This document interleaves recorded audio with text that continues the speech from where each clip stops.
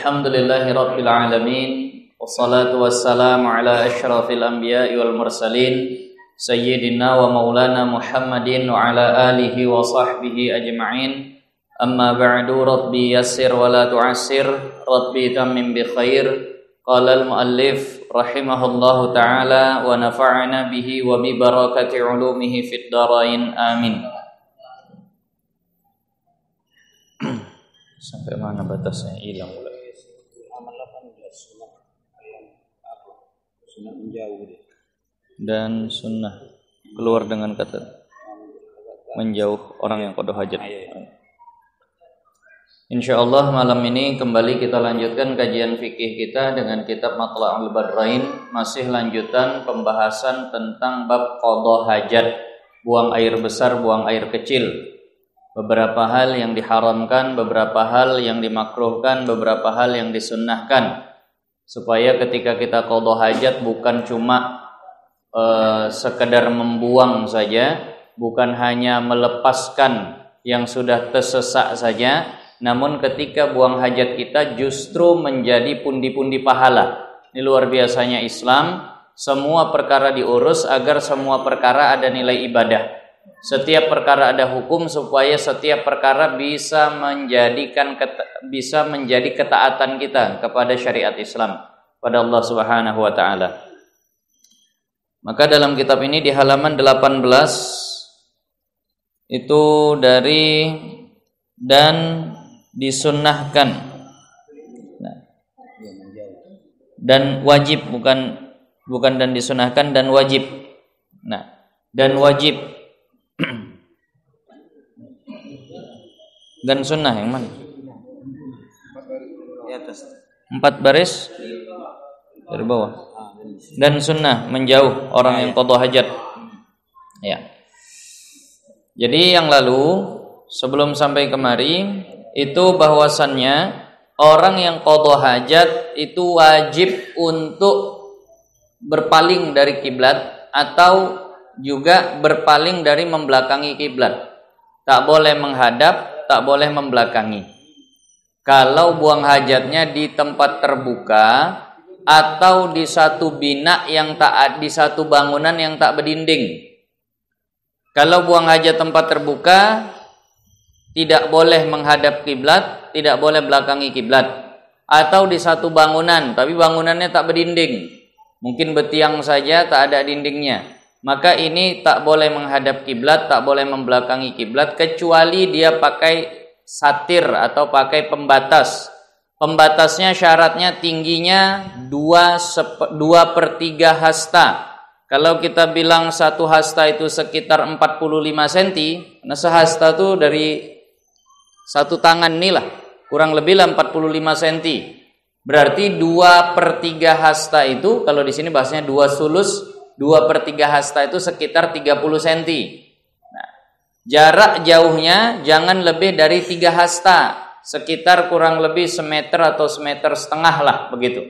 Nah, itu yang lalu kita bahas juga berlaku pada sutroh orang yang sholat.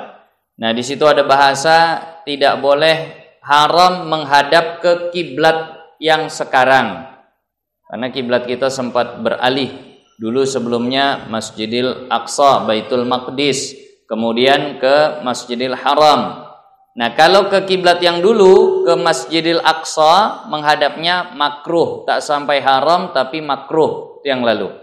Nah, tak tahu kita kalau dari sini Masjidil Aqsa arahnya kemana. Kalau kiblat ini bahkan dah ada kompas kiblat.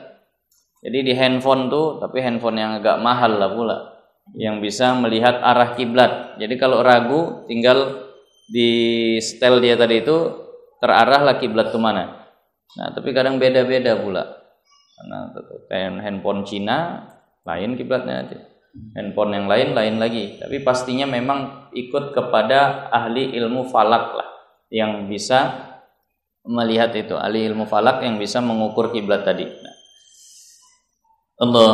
Jadi itu yang lalu. Tapi kalau seandainya tempat dia buang hajat itu memang disediakan untuk buang hajat, maka tidak ada kemakruhan, tidak ada keharaman. Tidak ada keharaman menghadap ke Ka'bah, tidak ada kemakruhan menghadap ke Baitul Maqdis. Kalau memang tempat itu memang disediakan untuk buang hajat, sebagaimana tempat-tempat kita di rumah lah. Jadi kalau ada orang WC-nya menghadap ke kiblat, memang WC, memang toilet ngadap ke kiblat, haram tidak, makruh pun tidak. Jadi tak bisa kita salahkan juga, hanya saja ya mungkin kalau orang yang adab memang mau dibahas adab sehalus-halus adab, itu ya tak layak juga memang, walaupun sudah berdinding, memang tempat khusus untuk buang hajat. Secara fikihnya memang ya tak ada salah, karena makruh tidak, apalagi haram. Tapi dipandang dari segi adab agaknya memang kurang pas lah. Nah, jadi ya ini maksudnya bandingannya. Jadi dulu guru kami pernah katanya mengaji di satu tempat. Nah, ngaji di satu tempat, di tempat terbuka, lagi ada panas matahari begitu. Tiba-tiba ada seorang murid mengisyaratkan kepada salah seorang murid yang lain. Artinya mundur sikit atau lipat sikit kakimu. Si murid ini heran, kenapa, apa salahnya aku udah di sini? Rupanya dia tunjuk, kakimu kena ke bayangan guru kita. Bayangan guru saya tak boleh kena kaki. Jadi itu orang yang memang adabnya sudah betul-betul sampai di tingkat seperti itu. Jadi walaupun ya apalah hukum menginjak bayangan guru, tak ada kalau dalam fikih itu. Haram tidak, makruh pun mungkin tidak dibahas. Tapi sampai sebegitulah orang memandang tentang adab tadi. Bayangan guru jangan dipijak. Nah, kalau kita sendal guru, kaki guru pun kadang terpijak. Jadi kalau memang yang dilihat adab tadi itu sampai setingkat itu, maka ya bagusnya memang tidak kita buat WC menghadap ke kiblat, walaupun itu sudah dikhususkan untuk buang hajat. Secara fikih tidak haram, juga tidak makruh. Nah, sekarang kita lanjutkan. Dan sunnah, kalau ini sunnah tidak wajib. Dan sunnah menjauh orang yang qadha hajat, kencing dan ghaid. Kita sudah bahas yang lalu, ghaid artinya buang air besar. Nah, sunnah bagi orang yang kencing dan ghaid, buang air besar, demikian lagi berludah. Demikian lagi berludah. Nah, dan berdahak, juga buang ludah atau buang dahak. Nah, pada air yang tenang.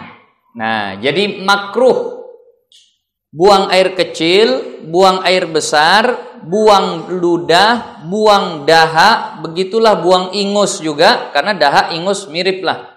Nah, nanti kalau di apa, rid wal makhot, kalau di dalam kitab Arabnya makhot itu ingus. Nah, makruh dibuang di air yang tenang, di air yang tergenang, tidak ngalir gitu. Makruh. Entah ada ember kecil, ada baskom kecil, ada airnya. Nah, buang air kecil di situ. Nah, atau ada kolam kecil, buang ludah di situ, itu hukumnya makruh. Sama ada sedikit airnya atau banyak. Baik airnya sedikit ataupun banyak. Kalau kajian fikih, sedikit berarti kurang dari 2 kula. Kalau banyak berarti lebih dari 2 kula. 2 kula atau lebih. Nah, jadi kalau misalnya ada air segayung diludahi, makruh. Ada air 1 tong, tongnya itu kalau dihitung sudah sampai mungkin lebih dari 2 kula. Diludahi atau mohon maaf dikencingi, maka makruh hukumnya. Karena airnya sedikit atau banyak.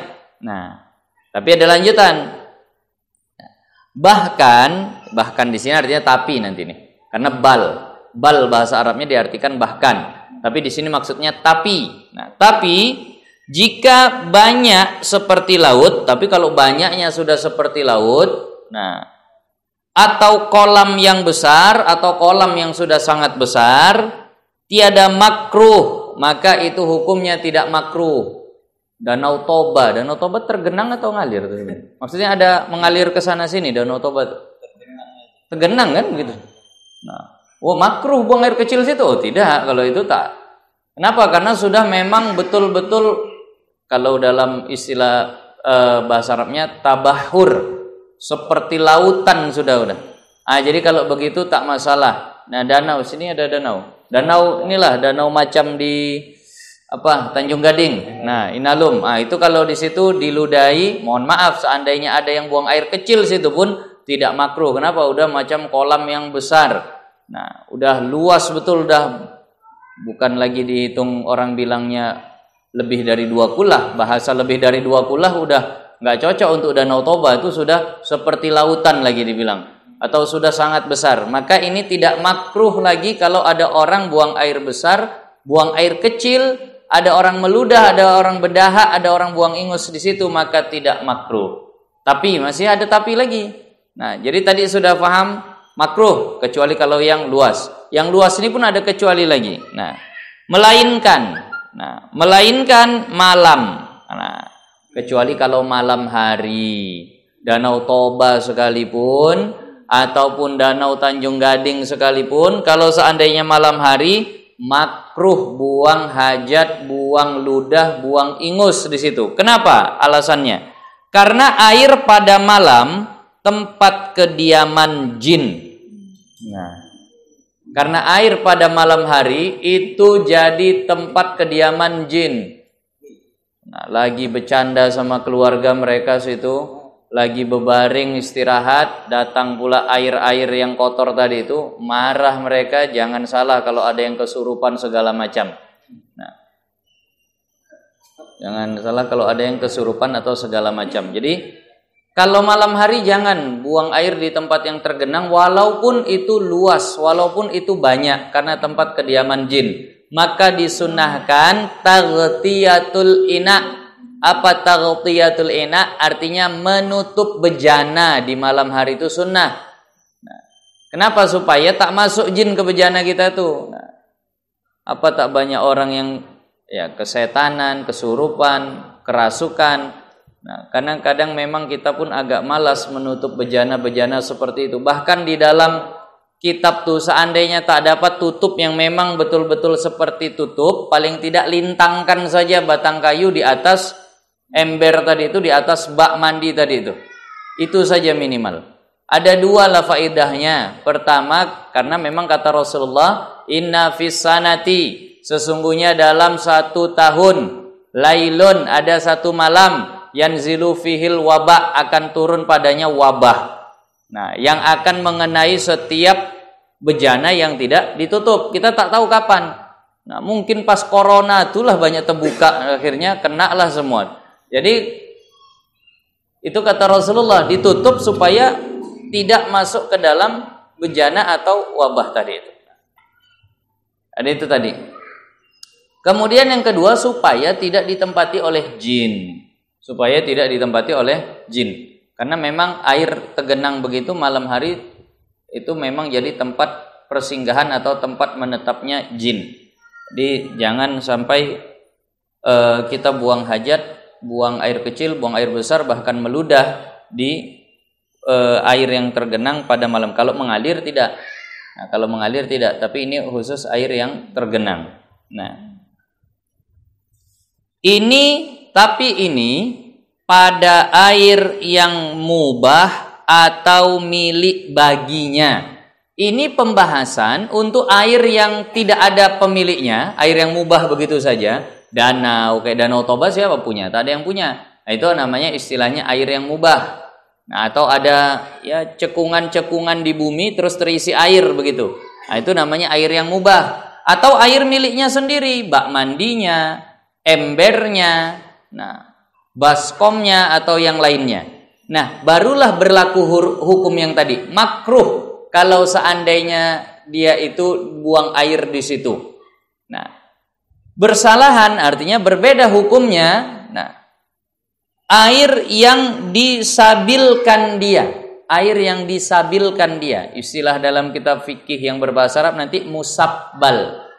Artinya diberikan untuk umum, diinfakkan untuk umum. Nah, ditulis, nah, silahkan ambil air bagi yang haus, silahkan ambil air bagi yang mau wudu. Tapi memang penggunaan pun persis harus seperti untuk apa ditujukan. Maka nanti haram wudu dengan air yang disabilkan untuk minum. Tak boleh. Nah, orangnya infak untuk minum, datang kita untuk yang lain, tak boleh. Ada orang taruh aqua di masjid. Nah, kemudian untuk minum jamaah, tulisannya minum jamaah. Nah, jangan dibikin untuk cuci tangan, jangan dibikin untuk apalah bahasanya, untuk wudu, ada kucing berantem siram pakai itu tak boleh, memang untuk minum. Jadi sampai begitulah ulama betul-betul letakkan ihtiyat untuk penggunaan apa yang ditujukan dia. Nah, jadi kalau sudah ada air yang disabilkan begitu, ini bukan lagi hukumnya makruh nanti. Ada orang taruh 1 tong air, kemudian silahkan diminum bagi yang haus, silahkan wudhu bagi yang hendak wudhu. Nah, untuk yang seperti itu atau milik bagi yang lainnya atau milik orang lain. Nah, kita tahu itu punya tetangga kita. 1 ember air memang milik tetangga kita. 1 ember air memang milik mungkin teman kita. Nah, maka kalau yang begini hukumnya bagaimana? Dengan ketiadaan diketahui akan ridhonya, maka haram jikalau seperti laut sekalipun. Kalau kita nggak tahu pasti dia bakalan ridho nggak kalau ini kuludahi. Dia bakalan ridho nggak kalau aku bahasanya buang air kecil di sini. Kalau tak diketahui ridhonya, haram walaupun seperti laut. Berjalan ke kolam renang ada yang punya, kita ludahi. Wah, nggak boleh. Kalau kita nggak tahu ridhonya. Nah, jadi nggak boleh. Ini hukumnya seperti ini. Nah, masalah ludah ini juga haram hukumnya meludah di masjid. Haram hukumnya meludah di masjid. Bahkan haram meludah di dinding masjid. Bahkan nanti dalam kitab Sulamut Taufiq dan juga beberapa kitab yang lain bisa menyebabkan kekafiran jika disertai dengan niat ihanah, melecehkan, merendahkan, menghinakan. Diludahi masjid, na'udzubillah, ada dalam hatinya lah bangunan biasanya nih, diludahi, kafir seandainya begitu. Jadi jangan sampai ada yang seperti itu. Nah, maka yang lalu-lalu itu yang sempat ada kisruh lah tentang pembakaran bendera tauhid. Nah, kan sempat ada ormas Islam yang membakar. Nah, yang dibakar bendera tauhid. Nah, sebagian yang membela yaitu karena takut nanti tak bisa dijaga, sebagaimana mushaf Al-Quran yang tercecer kemana-mana, sulit dijaga, akhirnya dibakar. Nah, yang satu bilang kalau memang begitu, tunjukkan rasa ta'zim dalam membakarnya, bukan sambil ketawa, menari-nari, teriak-teriak. Kalau itu memang ada niat menghinakan, bisa kafir, betul. Kalau seandainya ketika membakar itu ada niat memang menghinakan lafaz tauhid, maka bisa kafir, betul. Tapi kita tak berani hukum. Kenapa? Nahnu nahkumu bil zahir. Kita cuma hukumi yang zahir, ya terbakar. Sementara wallahu yatawalla bis sarair, kalau masalah hatinya Allah lah yang tahu. Apakah memang untuk menjaga? Kalau katanya menjaga, zahirnya kata menjaga sudah kita terima. Tapi kalau seandainya memang dalam hatinya itu ada niatan ihanah, na'udzubillah, maka dialah yang tanggung nanti di akhirat. Jadi jangan sampai meludah di masjid. Kasus dalam fikih, lagi baca Al-Fatihah, nah bilang huruf ghain, Masya Allah dalam betul ngambilnya, ghain, terkeluar dahak. Dahak sama ludah beda. Ghairil akhirnya karena terlalu dalam. Kalau ludah telan tak batal. Tapi kalau dahak ditelan lagi, batal sholat sebagaimana batal puasa. Nah, jadi masalah dahak ini kena juga lah ke tajwid. Kalau sudah sampai di makhraj huruf kha, ditelan lagi, batal sholat dan batal puasa. Dahak terasa sudah mulai ada di kerongkongan atau di leher. Kalau terasanya sudah sampai di makhraj huruf kha, terasa sudah di situ, ditelan, batal puasa. Nah, tapi kalau seandainya masih di makhraj huruf ha itu agak lebih dalam lagi. Nah, kalau masih di situ terasanya ditelan lagi, tak batal. Dia telan ludah niatnya untuk mendorongkan dahak yang masih ada di makhraj huruf ha tadi. Nah, adapun di makhraj huruf ain itu antara ha sama kha. Antara ha sama kha. Kalau situ khilaf ulama, ada yang bilang batal, ada yang tidak. Dan ikut sepakat yang kha sajalah batal. Nah, jadi kalau nggak tahu letak-letak makhraj ini bingung juga. Nah, jadi kalau terasa di kerongkongan ain, terasa dahaknya, udah ikut pendapat yang bilang belum batal saja. Tapi ketika dia bilang kha, sudah terasa, itu berarti sudah sampai had mau keluar lah itu, sampai batasan udah mau keluar. Nah, kalau seandainya di kho itu terasa kemudian ditelan, batal. Jadi solusinya bagaimana? Solusinya keluarkan dan ludahkan. Masalahnya di masjid. Tadi sudah dikatakan bahwasannya haram meludahi masjid. Nah, bagaimana nih? Haram meludahi masjid. Itu tadi. Maka caranya adalah dengan ludahkan ke dalam kantong, atau ludahkan ke bagian mana lah, begitu juga. Nah, begitu juga dengan sisa-sisa makanan lah yang di mulut. Nah, kadang baru makan daging, kacang, segala macam, akhirnya tersisa di gigi. Kalau terasa, terlepas, itu seandainya ditelan batal. Jadi diludahkan. Ludahkannya juga letakkan dia di ujung bibir, ambil pakai tangan, jangan bahasanya langsung ke bawah saja begitu. Nah, ta'ziman lil masjid, menghormati masjid. Jadi tadi, nah ini dahak nih Masya Allah lagi yang flu lah terutama. Maka kalau sudah terasa begitu, kalau sudah terasa memang lebih lagi sering berdahak, lagi banyak ingus ataupun yang semacamnya, sholat bawa sapu tangan. Jadi Allahu Akbar, terasa gerak sikit, berhenti. Putus mualahnya, sambung lagi.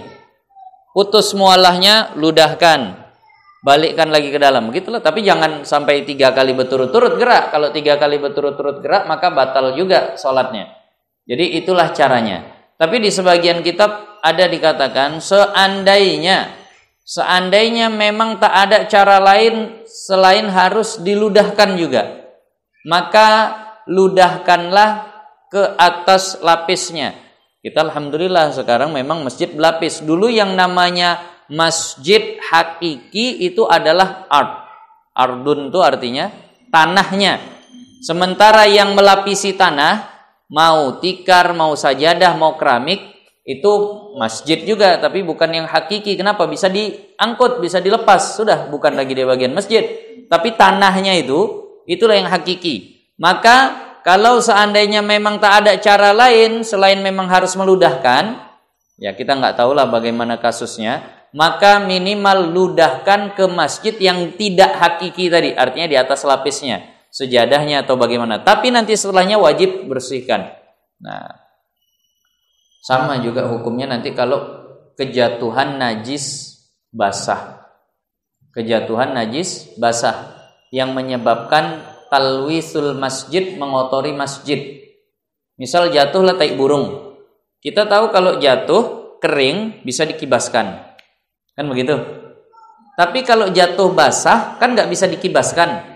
Harus dibuka mana yang harus dicampakkan tempat di mana dia menetap. Misal pakai rida ketika sholat sunnah, pakai rida ketika sholat. Bahkan ulama katakan, Imam Nawawi katakan kalau tak ada rida, pakai tali saja. Yang penting ada tali plastik, tali tambang, yang penting ada sesuatu di atas pundak. Nah, ketika sholat tiba jatuh tai burung basah, ini tak akan bisa dikibaskan, dia lepas. Maka kalau mau sah sholatnya, campakkan ridaknya sekalian. Ya ini kalau kena di lobe, di ridak bisa lah. Kalau kena di baju, tak mungkin dilepas baju. Nah, maka kalau seandainya itu tadi najis basah, dengan dicampakkan akan mengotori masjid, nah, maka ulama di situ katakan tetap batalkan sholat karena berhubungan dengan menghormati masjid. Jadi tak ada cara lain, memang sholat batal saat itu. Kalau memang harus bahasanya mengotori masjid, tingkat memuliakan masjid itu luar biasa memang. Nah, maka kita yang mohon maaf kadang sambil dengar khutbah suka main kuku, sambil dengar khutbah suka bahasa yang mungkin korek hidung segala macam, jangan sampai dioleskan, diletakkan di masjid haram, tak boleh. Wah, kan bukan najis, walaupun bukan najis, namun itu minal qadar, di antara yang kotor-kotor. Nah, mustakdzar, di antara yang dijijiki, maka masukkan ke dalam kantong baju. Kuku mungkin terlepas, masukkan dalam kantong baju. Jangan sampai dibiarkan di masjid. Nah, itu hukumnya. Allah. Kita lanjut. Jadi berkaitan tadi maksudnya ke situ, mana tahu nanti sholat kejadian. Nah, Allah. Banyak lembing. Sini bilang kepinding.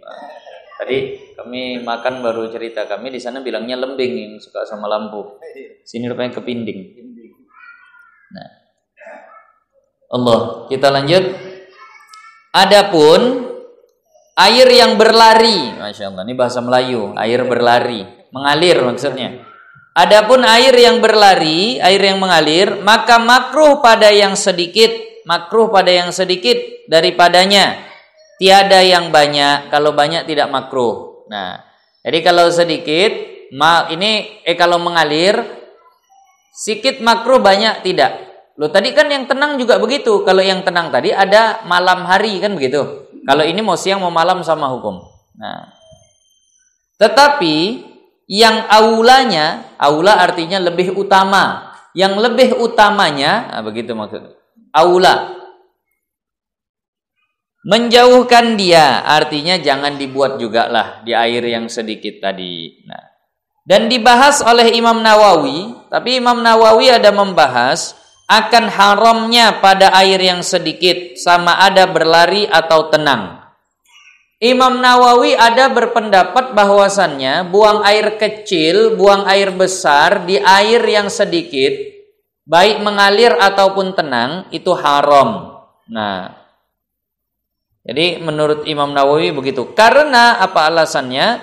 Karena bahwasannya jadi mutanajjis, karena jadi mutanajjis. Dengan yang tersebut, dengan buang air kecil atau buang air besar tadi. Dan diratkan dia di situ ditulis dirat. Nah, betul. Rat itu artinya ditentang atau diprotes pendapat ini. Diratkan dia artinya diprotes, ditentang pendapat Imam Nawawi yang mengatakan haram buang air kecil di air yang tenang atau air yang mengalir kalau sedikit. Diprotes sama ulama lain. Apa protesannya? Alasan protesnya apa? Dengan bahwa dapat menyucikan dia dengan membanyakkan dan dengan membanyakkan. Sampai situ koma. Jadi kata ulama yang lain, itu pendapat yang bilang haram buang air kecil di bejana yang di air yang sedikit itu enggak betul. Kenapa? Karena walaupun dia mutanajjis, tapi kan bisa disucikan lagi dengan ditambah air banyak-banyak. Kita udah belajar masalah air. Air mutanajjis, misal air segelas ini, kemasukan tai cicak, benajislah dia semua. Jangan dibuang, Bu.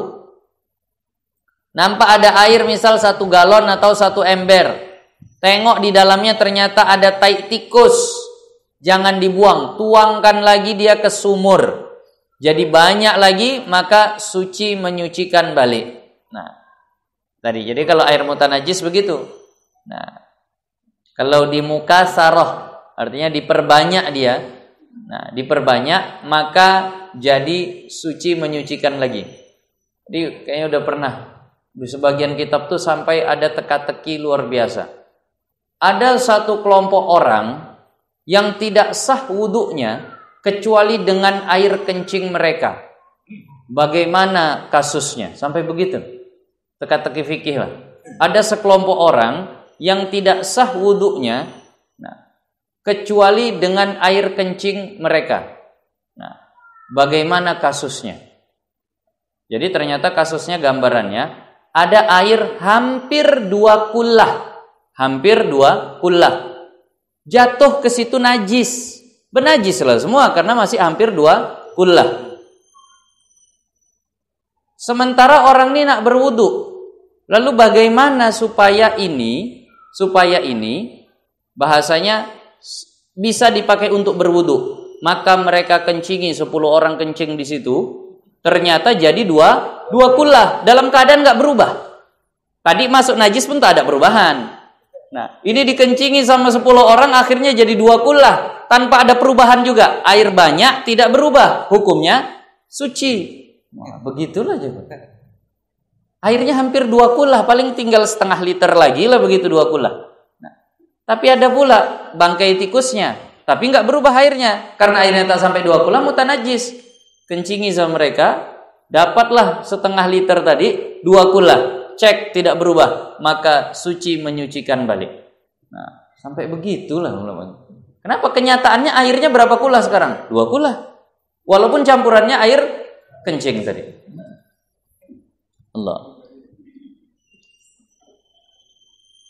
Itu teka-teki fikih. Jadi ya sebenarnya ada kitab khusus tentang teka-teki fikih tadi. Jadi kalau kita baca mengasah otak betul lah. Nah, kalau yang sering diteka-tekikan itu kan ada mandi wajib yang bekas airnya tidak mustakmal. Itu juga teka-teki fikih itu. Ada mandi wajib yang bekas airnya tidak mustakmal. Mandi kasusnya bagaimana lah tuh? Ternyata jawabannya mandi sunnah Jumat yang dinazarkan. Jadi bekas air mandinya mandi wajib. Kenapa? Karena sudah dinazarkan, tapi bekas airnya tidak mustakmal karena tidak mengangkatkan hadas. Itu teka-teki fikih itu. Bahasa Arabnya laghzun. Laghzun itu teka-teki. Nah, jadi kalau Imam Nawawi katakan begitu, itu kurang tepat kata ulama lain karena masih bisa disucikan balik. Nah, dan ditanggungkan artinya ada kemungkinan perkataan Imam Nawawi ini maksudnya apa? Nah, masa iya Imam Nawawi setingkat Imam Nawawi pendapatnya salah gitu. Ya walaupun memang bisa salah, tapi kan kecil lah kemungkinan. Jadi ditanggungkan istilahnya kalau dalam kitab Arabnya diihtimalkan. Ada kemungkinan perkataan Imam Nawawi ini jika jadi berlumur dengan najis. Nah, maksudnya kalau dengan dia buang air di situ, akhirnya terpijak orang, kena ke pakaian, akhirnya orang tadammuh. Tadammuh itu artinya berlumuran dengan najis gara-gara airnya mutanajis tadi. Nah, maka bahwasannya haram. Nah, gini barulah nanti hukumnya haram. Nah, jadi ini adab ulama dulu. Adab ulama dulu. Jadi ulama dulu tuh kalau mau merot tapi ada kemungkinan begini maksudnya, nah begitu. Nah, ada kemungkinan begini maksudnya. Jadi kita harus punya husnuzon kepada guru-guru kita, kepada ulama-ulama kita. Bahkan adab Imam Nawawi, kalau beliau hendak belajar, beliau akan bersedekah, kemudian tawassul dengan sedekahnya tadi, beliau berdoa, Allahumma astur uyuba muallimi anni. Ya Allah, tutuplah aib-aib guruku dari mataku. Karena pingin duduk berhadapan sama guru dalam hati, ini orang baik, ini orang bagus. Jadi nggak mau nampak aib-aib gurunya. Nah, jadi itulah kebiasaan Imam Nawawi. Kalau hendak belajar, hendak pergi mengaji, di tengah jalan sedekah, kemudian berdoa, Allahumma astur. Ya Allah, tutup. Itu artinya Allahumma astur. Uyuba, aib-aib. Muallimi, guruku. Anni, dariku. Nah, sebagian orang justru ada datang ke pengajian justru mencari celah-celahnya aja. Mana silap si kawan nih? Ustaz Abdul Somad pantang ceramah silap sedikit, wah langsung sana sini. Pokoknya ada salah cakap sedikit sana sini. Nah, ini udahlah. Nah, ini pengajian kita masuk YouTube. Nah, salah cakap hati-hati lah saya. Tapi saya tengok subscribernya masih sedikit, enggak masalah lah. Nah, tapi biarpun begitu, tetap namanya manusia terkadang salah. Niat hati di kepala, di hati hendak mengatakan halal. Kadang terucap haram tanpa sadar. Nah, jadi itulah yang kadang-kadang juga harus kita agak maklumi. Nah, jadi itu adab ulama dulu dalam merot atau memprotes itu seperti itu. Nah, Allah, kita lanjut. Dan sunnah pula sekarang. Dan sunnah pula menjauh orang yang qadha hajat, kencing atau di sini bukan lagi ghaid, berak langsung. Nah, tadi bahasanya agak lembut, ghaid. Di sini berubah dengan bahasa Indonesianya. Nah, dan sunnah pula menjauh orang yang qadha hajat, kencing atau berak di bawah pohon kayu yang kelakuannya berbuah. Nah, kelakuannya. Cemana. Makanya kadang nengok yang bahasa Arab lebih enak karena nanti tabiatnya berbuah gitu. Artinya pohon yang memang bisa berbuah, itulah maksudnya. Jadi sunnah menjauh. Nah, buang air kecil dari pohon yang bisa berbuah. Jangan, mohon maaf, kencingi pohon pisang. Jangan kencingi pohon jambu air. Jangan kencingi pohon belimbing. Pokoknya yang memang adatnya berbuah lah, kebiasaannya berbuah. Nah, sama ada waktu buahnya dan lainnya. Baik ketika memang ada buahnya ataupun tidak. Nah, jadi waktu berbuah ataupun tidak. Ini tahu kita nih pohon mangga lah, tapi belum berbuah. Tak boleh juga, makruh. Tak boleh dalam artian makruh ya. Makruh juga kita buang air kecil di situ. Nah, tapi tetap nanti di sebagian kitab, nggak tahu di sini nanti. Tapi di sini sebenarnya tidak disebutkan. Ini kalau pohon yang mubah dan milik sendiri juga. Kalau pohonnya mubah dan milik sendiri juga. Pohon-pohon yang memang di hutan lah, pinggir jalan atau tak ada yang punya. Pohon mangga tak ada yang punya.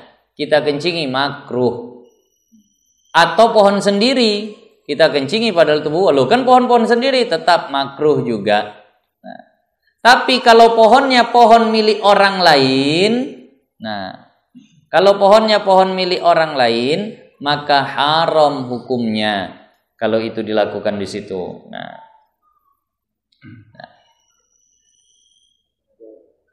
Dan sunnah. Nah. Dan sunnah menjauhkan yang tersebut, artinya buang air besar dan buang air kecil, itu yang tersebut maksudnya buang air besar, buang air kecil. Pada jalan yang dilalu manusia. Nah, pada jalan yang dilalu manusia. Nah, artinya makruh buang air besar. Nah, makruh buang air kecil di jalan yang memang dilalui manusia. Dan tempat berteduh juga tempat orang berteduh. Nah, mungkin di halte bus, tempat orang nunggu angkot, tempat orang bahasanya memang berteduh-teduhlah di bawah pohonnya. Nah, itu dikatakan di sini makruh karena sunnah tadi ya, dan sunnah. Nah, artinya lawannya makruh. Nah, Rasulullah bersabda, ittaqu min la'anaini. Nah, hati-hati atau menjauhlah kamu dari dua sebab banyaknya engkau dilaknat orang.